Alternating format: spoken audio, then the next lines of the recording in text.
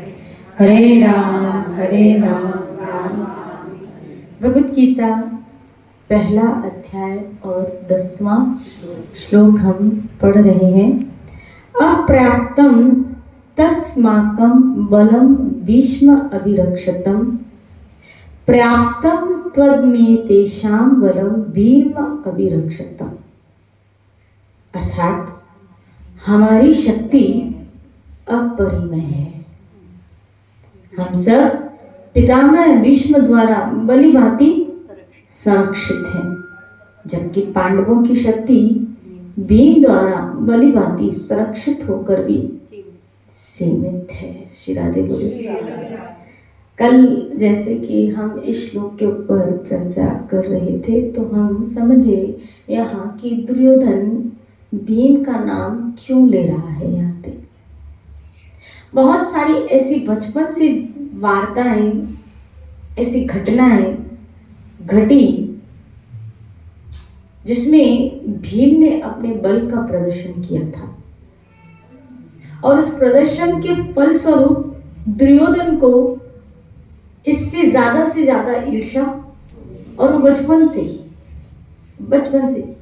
अब जैसे बच्चे आपस में खेलते हैं तो बच्चे जब आपस में खेलते तो ऐसे पांडवों कौरव है कौन, भाई भाई तो है। तो जब आपस में ये लोग खेलते थे तो भीम क्या करता था, कभी कभी खेल में कौरव जब वृक्ष तोड़ने के लिए, फल तोड़ने के लिए वृक्ष पे चढ़ते तो ये पूरे वृक्ष को हिला देता था।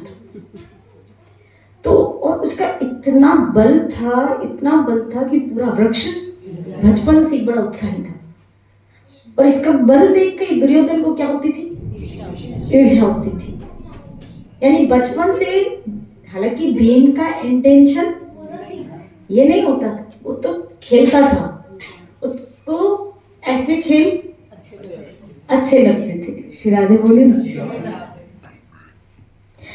खेल में भीमसेन कभी कभी कौरवों को पटक भी देता था। ये नहीं बच्चे कुश्ती खेलते हैं तो ऐसे पटक भी देता था, और कभी कभी दो कौरवों को अर्थात दो भाइयों को, ऐसे कौरवों को एक दूसरे को से बढ़ा देता था खेल में। राधे बोले।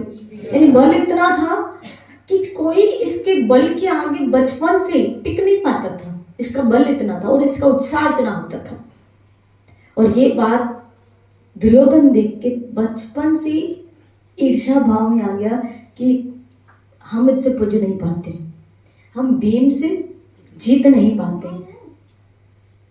और उसकी वजह से वो बचपन से भीम को मारने की क्या कर रहा था। बचपन से आपको पता है, बचपन में खेल में दुर्योधन ने क्या किया था कि भीम को गंगा में बेहोश करके डाल दिया था, डुबा दिया था। श्री राधे बोली। और ये तो कृष्ण कृपा से ये निकल आया।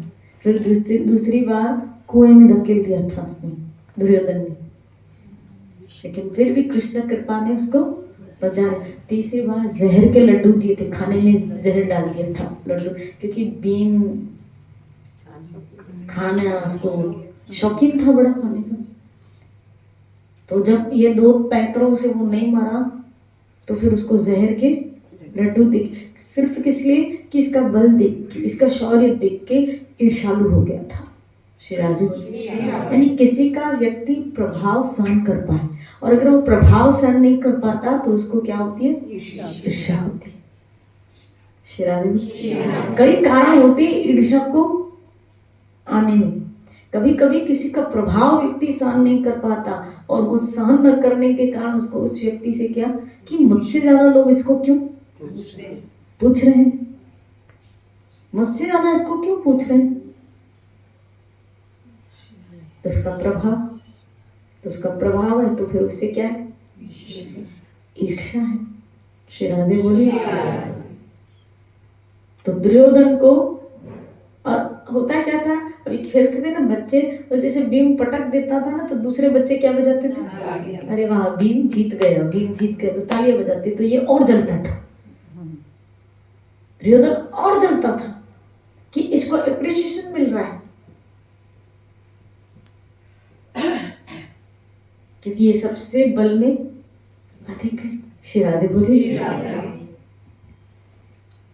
इस प्रकार भीमसेन की वीरता तथा उत्साह से दुर्योधन के मन में ईर्ष्या की भावना दिनों दिन बढ़ती गई। जिस प्रकार से यदि कोई बालक अपनी बाल चेष्टा से किसी सर्प के साथ खेलता है और अधिक क्रोध उठता है, उसी प्रकार भीमसेन की चेष्टाओं से दुर्योधन और ज्यादा ईर्ष्यालु हो उठा और भीम को मार डालने की योजना भी बनाने लगा। दुर्योधन अपनी योजना को असफल तथा भीम को जीवित देखकर अधिक ईर्ष्यालु हो जाता था। श्री राधे बोले। भीम के अतिरिक्त अन्य पांडवगण दुर्योधन के व्यवहार को सहन कर लेते थे। जो बाकी भाई थे वो दुर्योधन के व्यवहार को सह लेते थे, लेकिन भीम नहीं सहता था। यहाँ तक कि जब द्रौपदी को भरी सभा में दुशासन पकड़ के लेके आया भालों से और उसको बहुत अपशब्द भी बोले थे, और जिन जिन लोगों ने बोले थे, जो दुशासन ने किया, सब भाई चुप रहे, किसी ने प्रतिज्ञा नहीं ली थी। खाली प्रतिज्ञा ली थी तो भीम ने ली थी। आप देखो, प्रतिज्ञा ली थी तो भीम ने ली थी कि इस दुशासन की जंगा को तो मैं, क्योंकि दुशासन ने इस जंगा को द्रौपदी को बिठाने की चेष्टा की थी। श्री राधे बोली।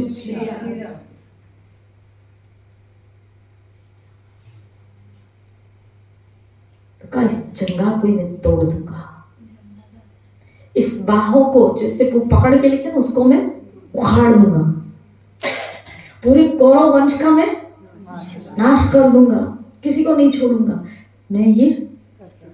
और इसकी प्रतिज्ञा सुनकर दुर्योधन कांप गया था।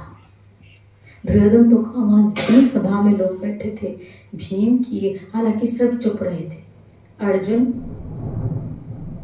युधिष्ठिर, नकुल, सहदेव, और भीम का क्रोध होना एक स्वाभाविक भी होना भी चाहिए था। श्री राधे बोले। होना भी, एक बलशाली व्यक्ति अगर ऐसी प्रतिज्ञा न करे, क्षत्रिय होने के नाते अगर वो स्त्री की रक्षार्थ हेतु अपने बल का उपयोग न करे, तो फिर फायदा क्या उसके क्षत्रिय होने का, उसके पुरुष, उसके बलत्व का फायदा क्या। तो ये उसके स्वभाव के अनुरूप भी था। अगर भीम ने ऐसा किया तो कोई गलत भी नहीं किया, मुझे तो ऐसा लगता है। श्री राधे बोले। ऐसा उसको करना भी, हालांकि सबको ऐसा नहीं, अर्जुन को क्रोध नहीं आया था, लेकिन वो सह गए। ऐसा नहीं था कि नकुल और सहदेव को नहीं, लेकिन वो सह गए, उस क्रोध को पी गए। लेकिन भीम ने पिया नहीं। भीम ने तो उस वक्त संकल्प कर दिया, मैं छोड़ूंगा नहीं इन लोगों को। श्री राधे बोली।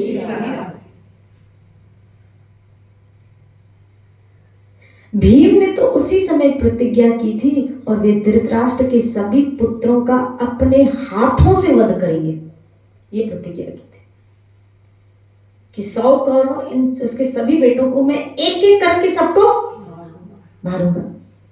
चूंकि दुर्योधन द्रौपदी को अपनी जंगा खोलकर दिखा रहा था, तो दुशासन अपने हाथों से द्रौपदी के वस्त्र उतार रहा था। अतः भीमसेन ने उसी समय सभी के सामने प्रतिज्ञा की कि दुर्योधन की जंगा को तोड़ूंगा और दुशासन की भुजाएं उखाड़ूंगा। श्री राधे बोली। इसलिए इस श्लोक में दुर्योधन भीम के असीम पराक्रम पर विचार करते हुए कह रहा है कि भीष्म के संरक्षण में उसकी सेना तथा दुर्योधन स्वयं सुरक्षित है। दुर्योधन सदा भीम से डरता था। मैंने पहले ही बताया, बचपन से ही, फिर भी पंगा लिया उसने भीम से। श्री राधे बोलिए। जिससे डरता था उसी से उसने पंगा लिया। श्री राधे बोलिए। उसने अपने महल में भीम के आकार का एक पुतला भी, ये मैंने आपको बताया था, और उस लोहे के पुतले को भीम समझकर वो गदा से उससे प्रहार करता था। इस प्रकार पुतले के साथ गदा युद्ध का अभ्यास वो किया करता था। यदि भी दुर्योधन भीम से भयभीत रहता था, परंतु फिर भी वह भीम के साथ युद्ध करने का साहस भी करता था। श्री राधे बोली, डरता भी था और उसको ये लगता था कि अगर मैंने भीम को हरा दिया तो पूरे समाज में मेरी जय जयकार होगी। क्यों? क्योंकि सब बचपन से लेके भीम को बलशाली समझते हैं। मैं इसको मारूंगा तो लोग इससे भी ज्यादा, हालांकि कभी भी बचपन से लेके अब तक भीम से विजयी नहीं हुआ था दुर्योधन, कभी नहीं, कभी नहीं। श्री राधे बोली। युद्ध के अंत में जब दुर्योधन की संपूर्ण सेना मारी गई थी, युधिष्ठिर महाराज ने दुर्योधन से कहा, अभी तुम अकेले हो, हम तुम्हें अवसर देते हैं कि हम 5 भाइयों के में से जिसके साथ तुम अकेले युद्ध करना चाहो कर सकते हो। यदि तुम जीत गए तो हम 5 हार जाएंगे, फिर वन में चले जाएंगे। लो, युधिष्ठिर महाराज तो सच में धर्मात्मा व्यक्ति है। श्री राधे बोली, अगर एक को हराया तो हम 5 वन में जाएंगे और राज्य तुम्हारा। इस बात पर कृष्ण ने युधिष्ठिर की फिर से निंदा की। राजन, हमने बहुत प्रयास करके राज्य को जीता है, उसे तुम फिर दुर्योधन को देना चाहते हो? यदि दुर्योधन गदा युद्ध में भीम के अतिरिक्त आपसे अथवा किसी पांडव से भिड़ गया तो निश्चय ही उसकी विजय होगी, क्योंकि भीम इसके टक्कर का है और इसके टक्कर का कोई नहीं है। यह संपूर्ण राज्य फिर दुर्योधन के हाथ में चला जाएगा। इतना अवसर मिलने पर भी दुर्योधन ने भीम के साथ ही युद्ध करने की इच्छा प्रकट की थी। श्री राधे बोले कि लड़ूंगा तो, हालांकि इसको पता था कि मैं भीम से कमजोर हूं, उसको पता था ये बाकी जो चारों है ना, ये चाहता दुर्योधन तो नकुल को क्यों हरा देता, सहदेव को, यहाँ तक कि अर्जुन को भी हरा देता था। क्योंकि मल्ल युद्ध में अर्जुन बाण युद्ध में तीव्र था, बल युद्ध में नहीं। वो तो गदा युद्ध में निपुण था दुर्योधन। श्री राधे बोली। तो दुर्योधन की ईर्ष्या देखो भीम के साथ, कि पता था मैं इसके साथ हट जाऊंगा, ये मुझसे ज्यादा बलशाली है, लेकिन फिर भी लड़ूंगा तो इसके साथ ही। क्योंकि वो कई वर्षों तक भीम के पुतले के साथ ही गदा युद्ध कर रहा था। क्योंकि कौरव सेना के सेनापति भीष्म थे, अतः दुर्योधन ने यह ठीक ही कहा है कि कौरव सेना में भीष्म के द्वारा वो सुरक्षित है। परंतु दुर्योधन का यह कहना ठीक नहीं कि पांडव सेना भीम के द्वारा सुरक्षित है। वो भीम के द्वारा सुरक्षित नहीं थी, एक्चुअल तो वो श्री कृष्ण के द्वारा सुरक्षित थी। श्री राधे बोली। पांडव सेना का सेनापति भीम न होकर विराट का पुत्र श्वेत था। फिर भी दुर्योधन ने पांडवों की सेना में भीम का नाम ही लिया। इसका कारण यही है कि भीमसेन के अंदर युद्ध के प्रति अधिक उत्साह है।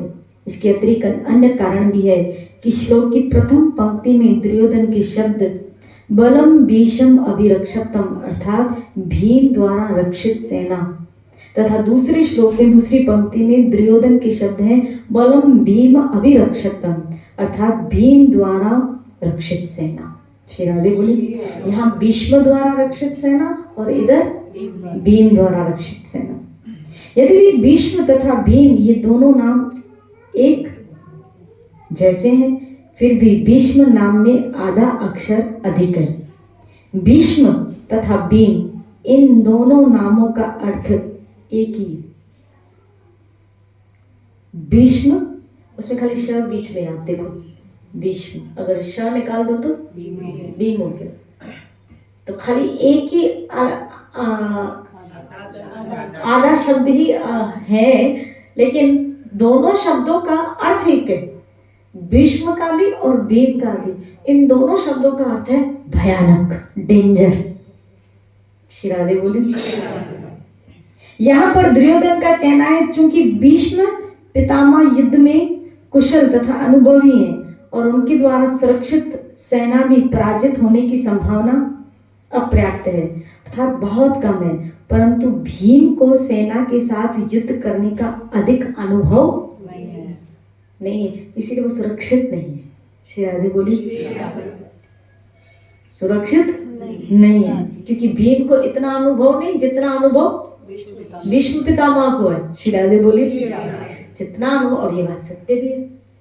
भीष्म पितामह ने जिस प्रकार युद्ध का कौशल अपने जीवन काल में दिखाया, अगर कोई उनका इतिहास पढ़े कि अपनी जवानी में उन्होंने ऐसे ऐसे युद्ध क्षेत्र में विजय या हस्तिनापुर को सुरक्षित रखा उनके होते हुए, यहाँ तक कि एक बार तो जब गंगा पुत्र भीष्म गंगा के द्वारा या परशुराम द्वारा विद्या शिक्षा ले रहा था, उस वक्त जब शांतनु गंगा से मिलने आते हैं तो क्या देखते हैं कि वो रोज गंगा के प्रवाह को देखते थे। रोज गंगा अपने जड़ों से रोज गंगा को जो बहती धारा थी उसको देखते थे। आज उसने देखा कि गंगा की धारा बिल्कुल ब्लॉक हो गई और वो धारा बह नहीं रही है, और बाणों से किसी ने उस धारा को रोक लिया है। ये देख के ये चकित हो गया कि बाणों से किसी धारा को कोई व्यक्ति धारा को रोक सके, और वो उस जगह पे पहुंचता है और कहते हैं कौन है ऐसा जिसने गंगा की धारा को रोक दिया। और वो आपको पता है भीष्म जी का पहले नाम क्या था? भीष्म तो बाद में पड़ा, जब उन्होंने सौगंध खाई, प्रतिज्ञा ली कि मैं विवाह, तब भीष्म उनका नाम पड़ा। लेकिन उससे पहले इनका नाम क्या था?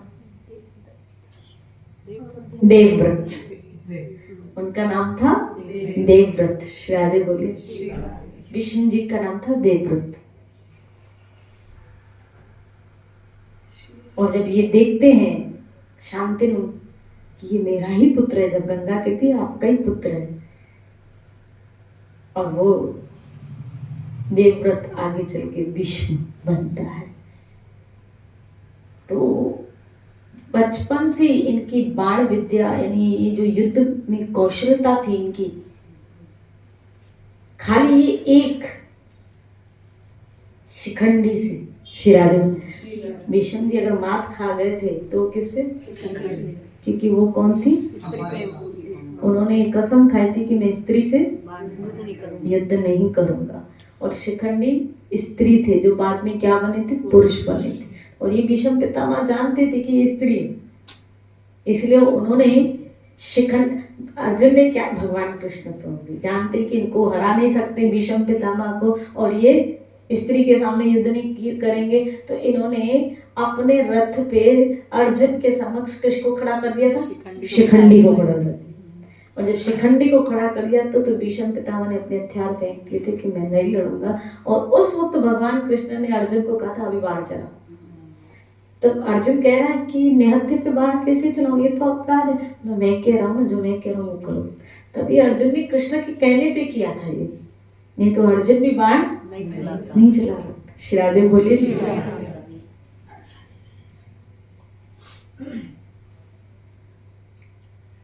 यहाँ पर दुर्योधन ने तुलनात्मक शक्ति का अनुमान प्रस्तुत किया है। वह सोचता है कि अत्यंत अनुभवी सेना नायक भीष्म पितामह के द्वारा विशेष रूप से संरक्षण होने के कारण उसकी सशस्त्र सेनाओं की शक्ति अपरिमेय है।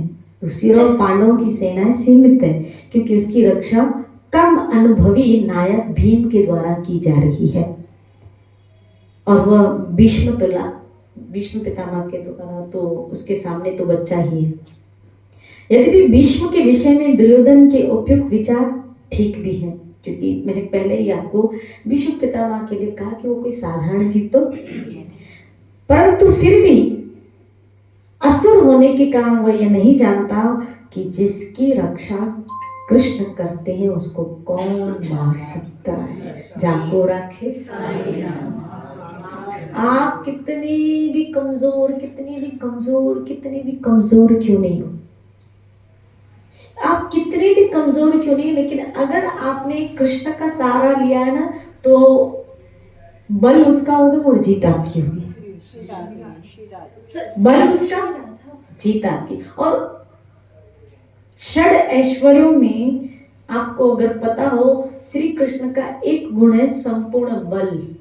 इन जैसा बलशाली कोई है ही नहीं। आप देखो ना, जब कृष्ण 11 वर्ष के हैं, कितने वर्ष के? यहाँ तो भीष्म पितामह की एक आयु, दुर्योधन की, भीम की एक आयु, लेकिन जब कृष्ण खाली 11 वर्ष की थे, और 11 वर्ष से 6 दिन के हैं तो पूतना को मारा। कितने दिन के? 6 दिन के। आप देखो, तृणावत को मारा, अगासुर को मारा। इनका बल देखो, इनके आगे भीष्म पितामह का क्या बल? अरे इनके आगे तो काल की नहीं गलती, श्री बोली। और जब मल्ल युद्ध में चाणूर मुष्टिक के आगे आते हैं, कंस के जो अनुचर थे, और मल्ल युद्ध में चाणूर मुष्टिक मल्ल तोषक के आगे आते हैं, तो कृष्ण कहते हैं कि हम आपके साथ युद्ध कैसे करें, मैं तो बालक हूँ। कृष्ण बलराम से, हम तो बालक हैं और तुम लोग इतने वीर। तब चाणूर मुष्टिक कहते तुम बालक है, अभी अभी कुवल्या पीड़ जिसमें 10,000 वीर पुरुषों की शक्ति है, उसको मार के आया है। और कैसे मारा था कुवल्या पीड़ को? इतना बलशाली हाथी जिसमें 10,000 वीर पुरुषों की शक्ति थी, कृष्ण ने कैसे मारा था? पूंछ से उठा के उसको घुमा के उसको पटक दिया था और उसके दांत उखाड़ के मल्ल युद्ध में लेके आया था। बताओ, ऐसे पूंछ को ऐसे घुमाया था। श्री बोली। और ये बल पूरे मथुरा के लोग देख, तभी चाण, तू कमजोर, तू बच्चा, ऐसे घुमाया है, और इनके आगे ये तो गोवर्धन उठ जाए तो हाथी की क्या बात है। अगर हाथी को घुमाया कौन सी बात इसने, तो गोवर्धन को, और वो भी एक छोटी सी उंगली में, तो हाथी की बड़ी कौन सी बात है बड़ी। आप इनका बल तो देखो, इनका बल तो देखो। श्री तो दुर्योधन भूल गया, क्योंकि उसने, क्या दुर्योधन ने ये लीला नहीं सुनी होगी? क्या सुनी होगी? जब मथुरा में ठाकुर जी ने इस प्रकार कंस का वध किया, क्या दुर्योधन ने नहीं सुना होगा कंस वध? लेकिन मूर्ख कहीं का फिर भी भगवान के बल को पहचान। और यहाँ भगवान, क्योंकि उसको ये था ना, ये तो हथियार उठाएगा ही नहीं,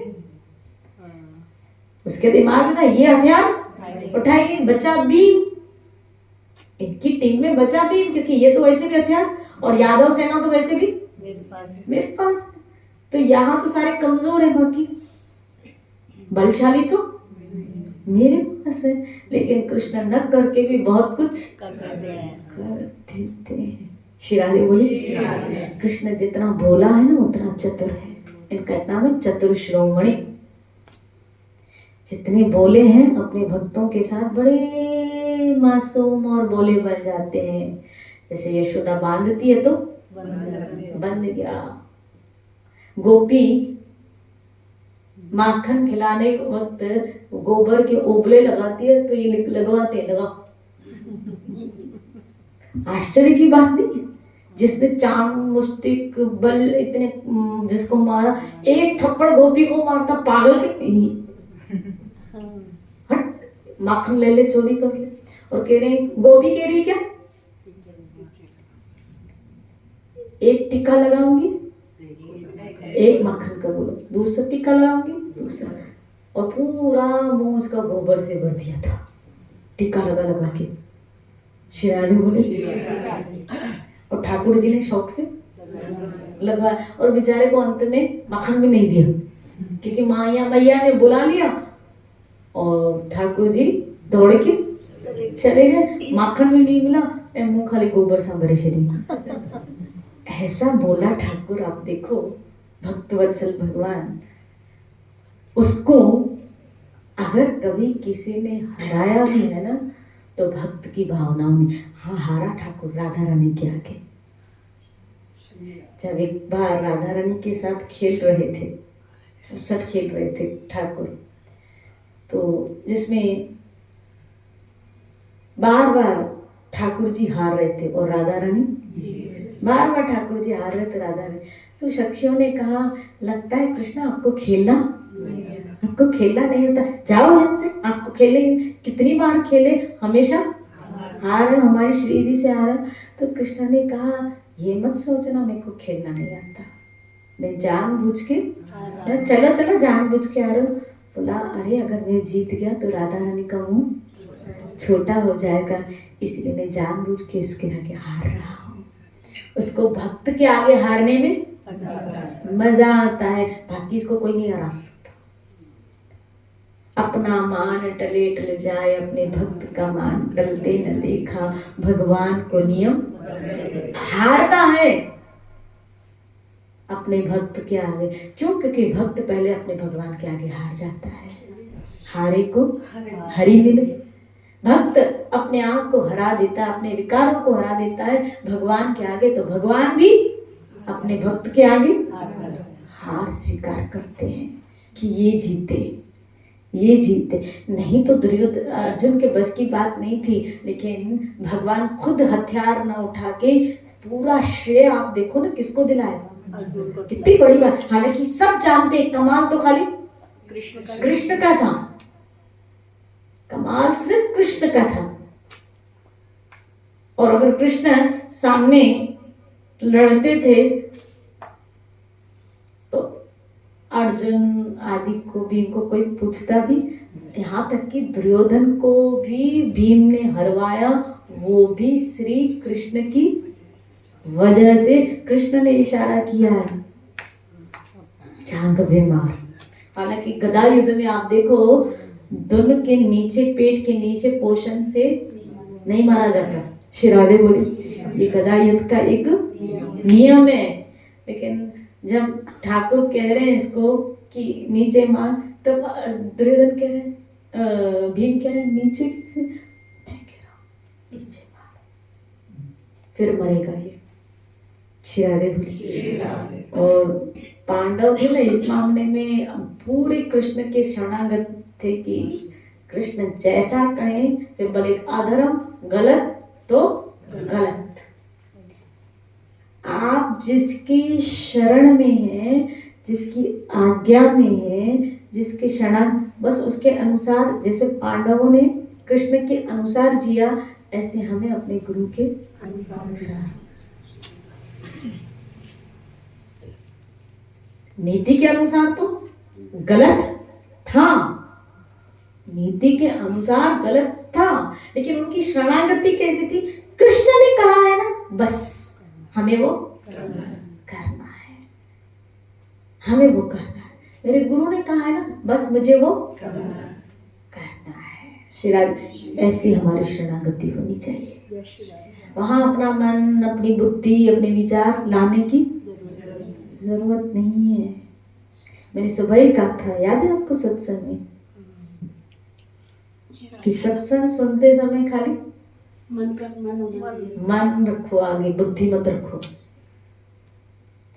जब हरि कथा सुनो, सत्संग सुनो, तो वहां अपना मन इन्वॉल्व करो, बुद्धि नहीं। बुद्धि रखोगे तो वो तर्क करेगी, और वो तर्क वाली बुद्धि शंका का क्रिएशन करेगी, जिसके द्वारा आपके अंदर उस श्रद्धा का उपज नहीं होता है। यहाँ बुद्धि से सत्संग नहीं सुनी जाती, सत्संग मन से सुनी जाती है।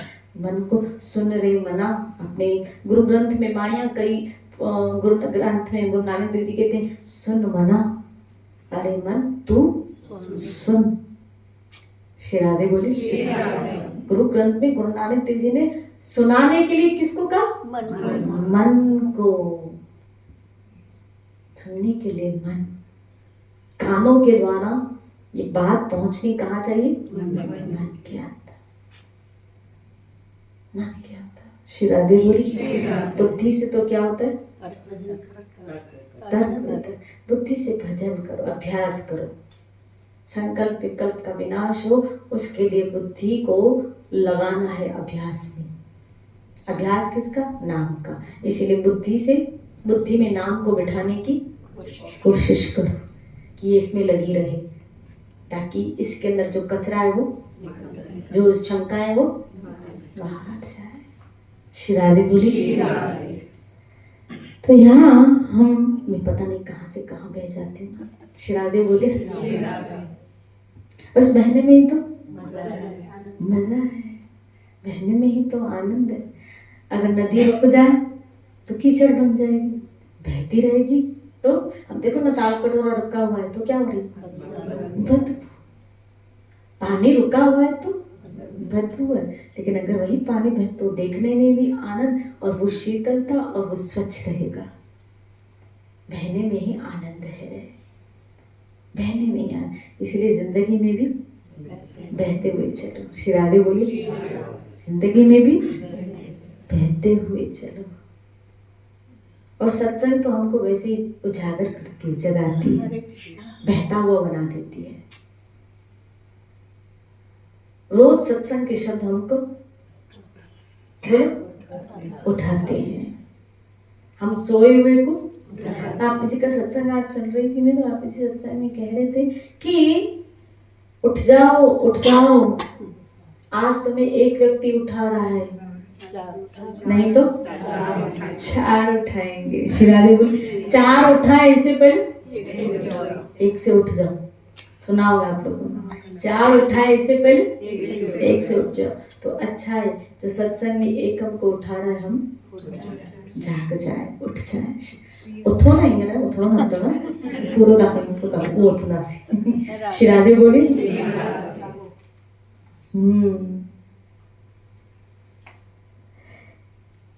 जिसको कृष्ण मारना चाहते हैं उसकी रक्षा कौन करे।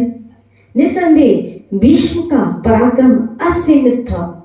पूर्व काल में भी भीष्म ने काशीराज की 3 कन्याओं को स्वयंवर में आए हुए समस्त राजाओं तथा उनकी सेनाओं को अकेले ही परास्त करके तीनों कन्याओं का अपहरण किया था।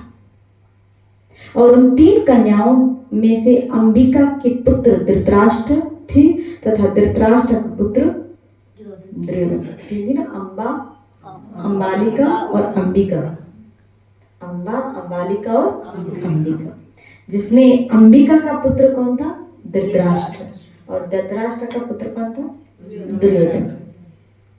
यहाँ पर भीष्म के द्वारा सुरक्षित सेना का एक और अर्थ है। भीष्म जब विवाह के योग्य थे तथा अपने पिता शांतनु के अकेले पुत्र थे, उस समय प्रजा यही चाहती थी कि अपने पिता के बाद भीष्म ही राजा बने। परंतु जब एक मछुआरे ने अपनी कन्या का विवाह भीष्म के पिता शांतनु के साथ करने से इसलिए मना कर दिया कि सत्यवती से जो पुत्र होगा वो राजा नहीं बन पाएगा, तो भीष्म ने प्रतिज्ञा की थी कि मैं आजीवन ब्रह्मचार्य, सत्यवती से जो पुत्र होगा वही राजा बनेगा। इसलिए उन्होंने क्या की थी, प्रतिज्ञा। इस पर जब मछुआरा संतुष्ट नहीं हुआ तब उसने कहा, यदि भी भीष्म तो राज्य नहीं करेंगे परंतु भीष्म के पुत्र आगे चलकर राज्य छीन ले तो। शिरादे बोले। उसने कहा, तो भीष्म ने यह प्रतिज्ञा की कि मैं जीवन भर विवाह नहीं करूंगा।